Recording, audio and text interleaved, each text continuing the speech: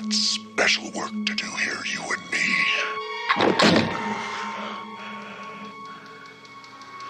You've got the body. I've got the brain.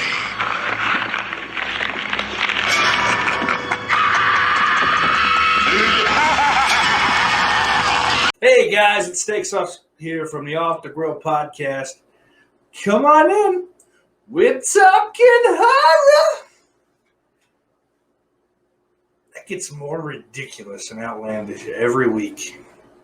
I think I'm going to continue to ramp it up for as long as I can. That aside, as well as obviously, still no production. Listen, I'll do it when I do it. Maybe it won't ever happen. Maybe I'm lying to you. You'll never know. Well, I guess, eventually you'll catch on to the fact that I haven't changed it. And it's now 2026. And for some reason, you're watching this one. Or you're watching new ones and it's still the same. I don't know.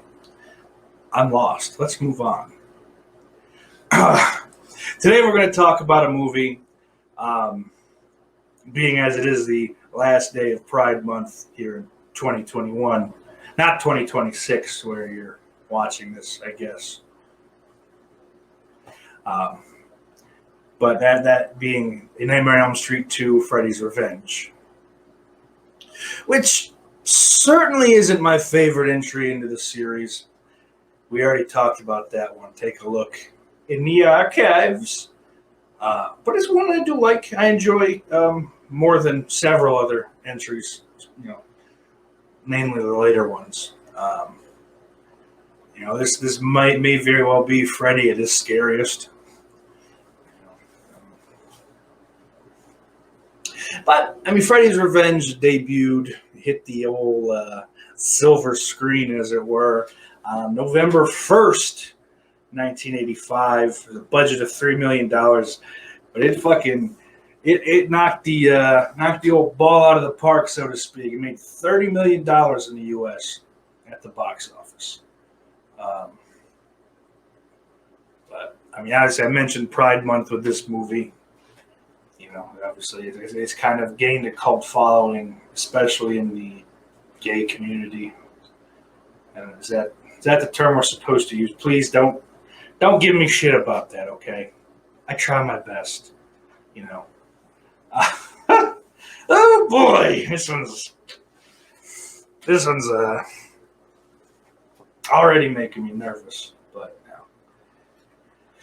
no, everything's all right. But for a variety of reasons, notably the gay subtext, and I say it with the air quotes, really only because it's not very subtexty. It's kind of just in the text. It's kind of just fucking right there staring at the face.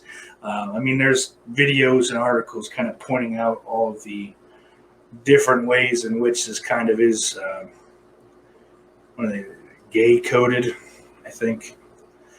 But I think the biggest reason that,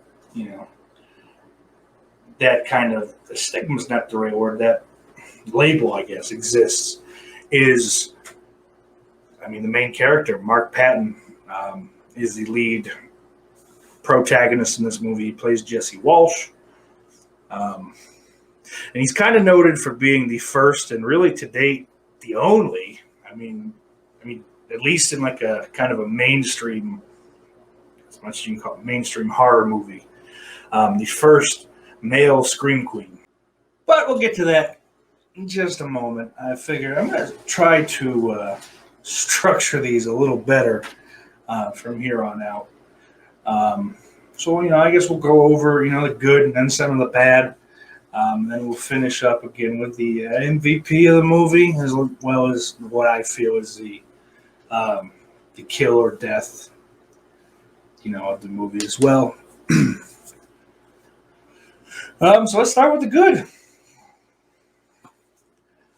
I think the biggest, probably the best thing about this movie is Freddy's makeup doesn't ever get better than this. This, to me, it's the first movie that Kevin Yeager worked on. Taking over for David Miller in the first one. Uh, and he kind of altered the look a little bit to have him sort of look like a male witch. Not going so far as to kind of make him green or anything like that. But kind of give him more of a hook nose, and I believe he changed the color of his eyes. And he looks gruesome. He looks almost like the way like when you burn yourself, the kind of the nasty shit that kind of starts to build up underneath the surface of any blisters or things like that. He kind of glistens, and it's really kind of disgusting, really, which is great, obviously, for a horror movie. I mean, the main killer is just like gross to look at. That absolutely helps kind of put you in the right place, I feel. The one, no, I mean, he's not without fault. There are a couple things we'll get to later. One thing really that we'll get to later that I'm not keen on. I think I understand why it was done, but I just don't like the look of. Like I said, we'll get to it. Just be patient. It's all going to pay off. All right. And as much as I'm telling you that, I'm telling you that. Let's go with it.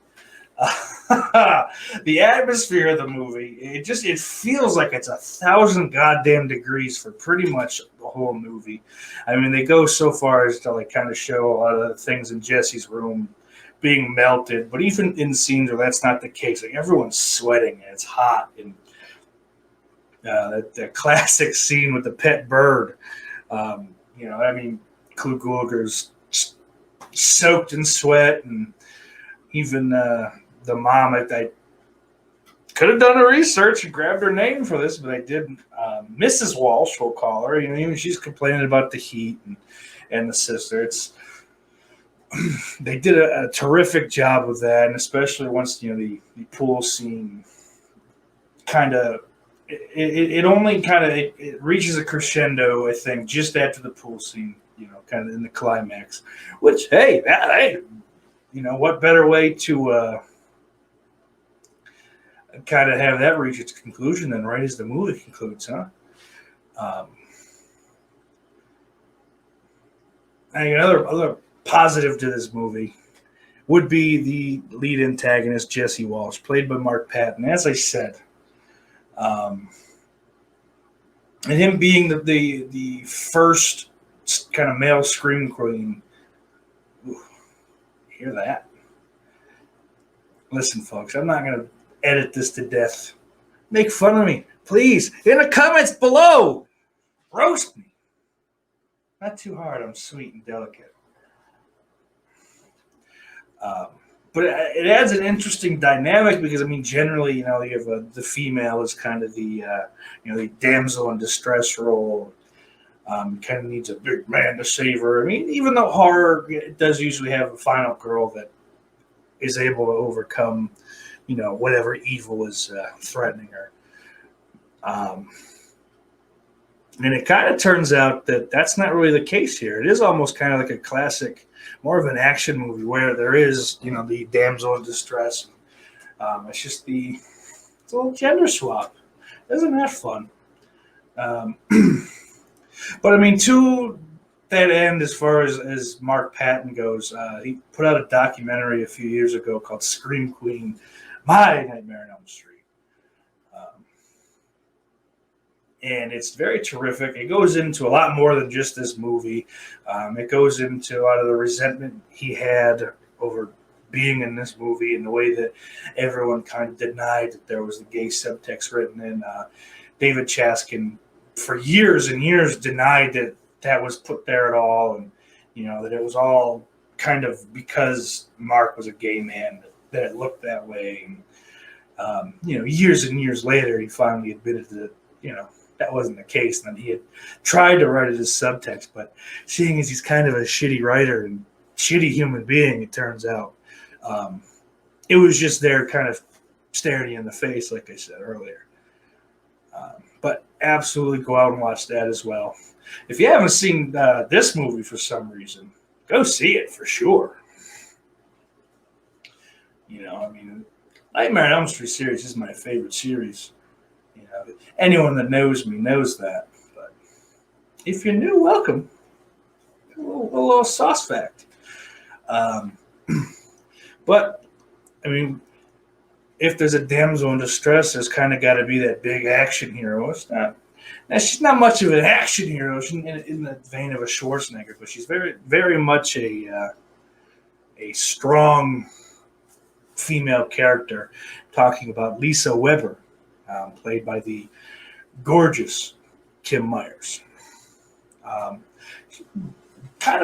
She becomes a badass. She's the one that kind of keeps her composure as Jesse kind of gets further down the spiral that is caused by Freddy trying to take over his body and use him as like his avatar in the real world.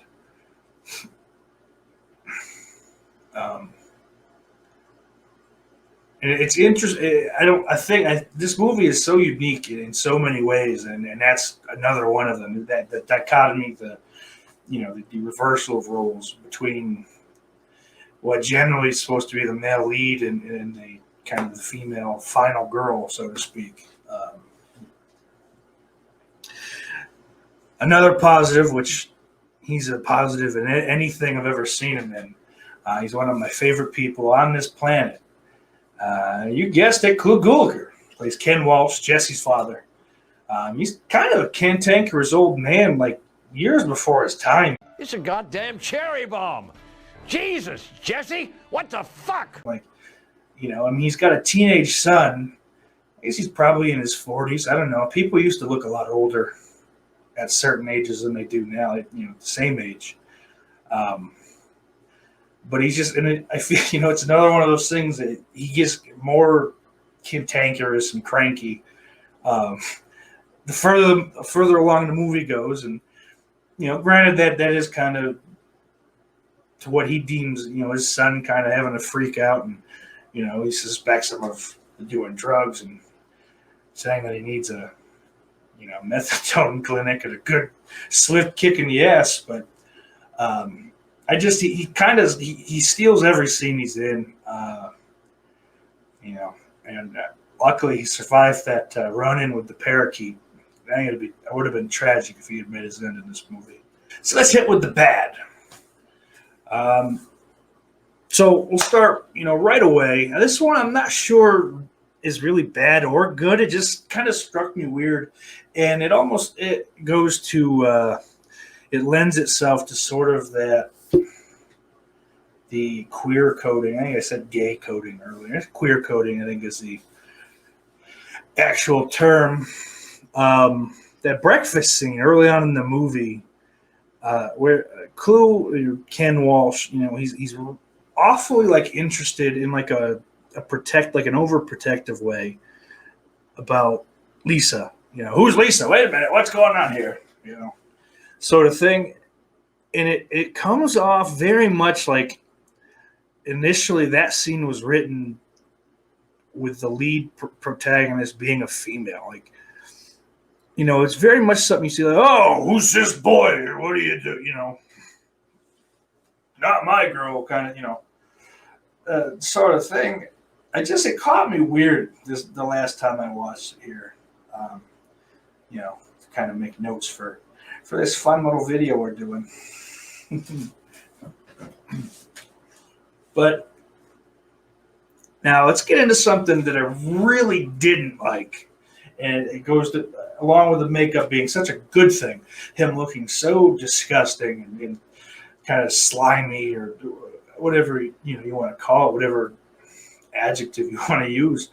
The blades, now at first, Freddy's got his glove, of course. But as the movie goes on, you start to see him in the blades, the claws that come straight out of his hands. And it always just irked me to no end, as a kid especially, is when it's something, no, Freddy looks like this. He's supposed to look this way. Where's his glove? This is dumb. And that was a lot of the reason. that I didn't like this movie growing up. It was probably my least watched entry. It was just like, I guess I'll watch. I've watched Dream Warriors 7 times in a row. Dream Warriors and Dream Master probably back to back 7 times really. Fine, we'll throw this one in because Dream Child is probably the least watched of the series, frankly. But that's another tale for another time, folks. Let's stay on topic. But yeah, I don't know. How do you guys feel about that? Like, is it a big issue, do you think? Like, was I overplaying it? Because I still kind of that bugs the shit out of me with this movie. But how do you guys feel about that? Like, did it change over? Like, did you kind of just come to accept it? Or, let me know in the comments. I'm hinting for comments, guys. Give me some comments. God! Sorry, guys. I got a little out of sorts there. I do apologize. I had to keep it back on the level here. Another thing I didn't really like about this movie was Lisa's friend. I think her name was Carrie. It might have been the actress's first name. I'm not sure. I remember I didn't look it up. What are you going to do? Sue me? Try it. See what happens. No, don't. Please don't. I found her incredibly annoying in every single scene. She's just kind of she's just there to fucking annoy everyone, I think. She doesn't add anything. She doesn't, spoiler alert, she doesn't die. So she really just serves no fucking purpose. And I hate her. I wish she had died in the movie. There's nothing against the actress, I'm not saying that. But this fucking character did not need to live. But another thing, didn't really like in this movie, didn't like it at all, still don't, is the coach's bare ass. Oh, Marshall Bell's ass. Just on display for the world. I didn't need to see it, didn't want to see it. I'm not going to complain a whole lot about it. It's just this genre is shown me an abundance of beautiful female breasts, so bare female breasts at that. So I can't really bitch too much. I don't like it. It's not a good ass anyway. Male or female, it's just kind of a shitty, boxy Hank Hill ass, and no thanks. And kind of the last thing that I'm going to throw here in the bad section, the ending of the movie's kind of shitty, man.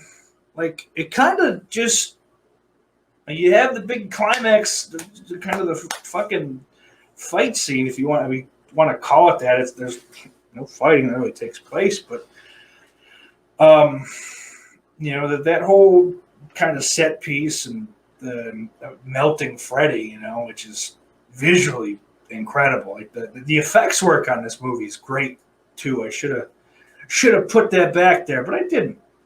Maybe we'll talk about it towards the end. We'll get into it as an aside. But after that scene, it's them getting on the bus and everything's fine. But then, of course, Bob Shea had to go through his cliffhanger ending, and I guess in that way, I like to think that scene doesn't really exist, because if you look at it that way, then Lisa's friend dies. But it's just there's no terror. It's just kind of a jump thing to end the movie. It sucks.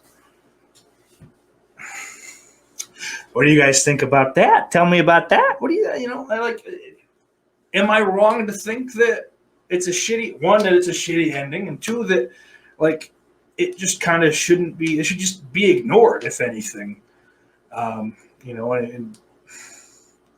I suppose you can't end, with them kind of embracing at the end, but certainly they could have done something better. So guys, we'll move on to the MVP award. And this is kind of historical, even though we're kind of early on here in this Talkin' Horror run. But I'm going to basically crown the first ever two-time MVP award winner. Because, ladies and gentlemen, the MVP of this movie, as far as I'm concerned, and frankly, I'm the only voice that matters, Clu Gulager. Ladies and gentlemen, I mean, who else could it be? He steals every goddamn scene he's in. I said that before. He's fantastic. And he did so well in this movie, and despite what you might have heard, I didn't get a blowjob on the set. Which is a shame because he deserved one for this movie. I guess we'll finish up now with the death or kill of the movie. I was going to initially go with the Grady death scene, just because it's just pretty straightforward, but it's pretty grisly as well. He just gets the claw in kind of the chest. We don't see that. We see the claw coming through the door as his parents are trying to get in. They're pounding on the door, and the blood kind of comes down. But as great as that is, I happen to think kind of right before I started this video that this movie has one of like the most iconic scenes in the franchise. As well as this movie, if you think about it, I think has the highest body count of any Nightmare movie. Because there's the pool scene. I mean, the pool party massacre, I guess you could call it, and he's just slashing dudes left and right, throwing them in the boiling pool, and, telling a gentleman to Help yourself, fucker!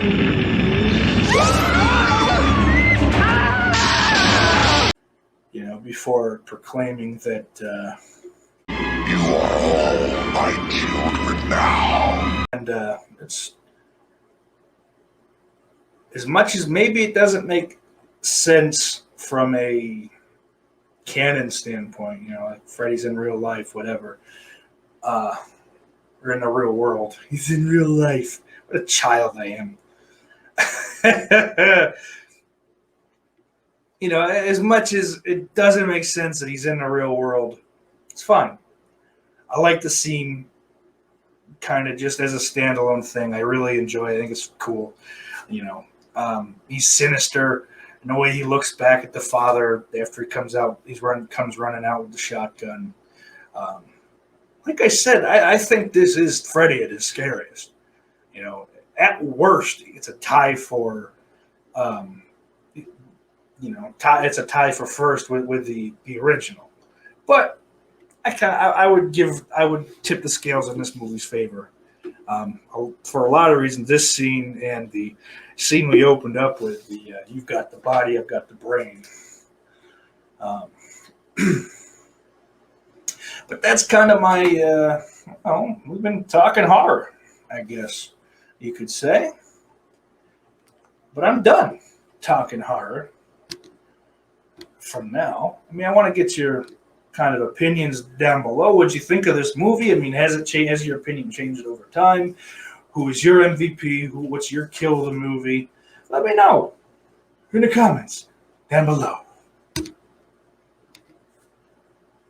But before I go, I do want to thank all of my patrons. They help me kind of do what I do and operate,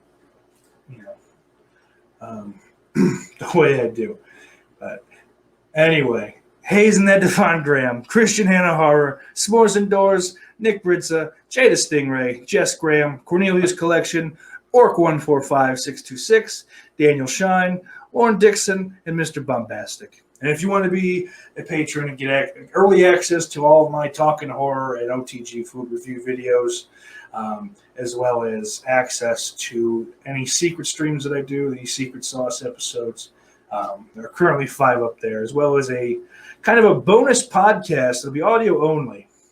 If you want any of these things sound interesting to you, or you just want to help a sweetheart out, go to patreon.com/offthegrill-podcast.